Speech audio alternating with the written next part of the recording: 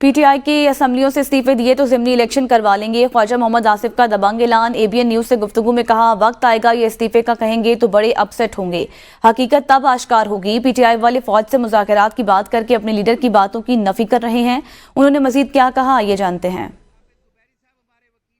फौज को गाली देते हैं, कभी फौज की जो लीडरशिप है उसके मतलब बुरा भला, बल्कि उन्होंने ये असाइन किया हुआ है कुछ लोगों के ज़िम्मे ये कि वो किरदार कुशी लीडरशिप की करते रहें पाक फ़ौज की, और साथ बातचीत भी उनसे करना चाहते हैं। ऐसे शख्स का जो है वो जगह सियासत में नहीं है, बल्कि किसी दिमागी इमराज के अस्पताल में या बहुत बड़ा 420 है कि वो सब सारी दुनिया को बेवकूफ़ बना रहा है।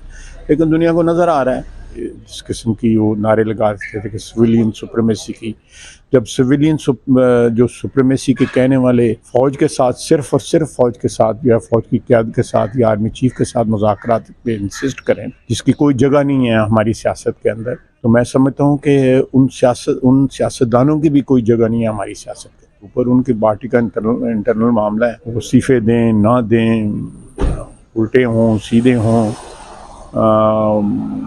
कभी गुलामी नामंजूर, कभी अमेरिका के तरले, कभी फ़ौज नौमई कर दें फ़ौज के ख़िलाफ़, उनकी एक क़यादत को गाली गलोच करें, कभी कहते हैं मुज़ाकरात उन्हीं से होंगे, भाई इलेक्शन करवा लेंगे और ये भी देखिएगा कितने लोग इस्तीफे देंगे।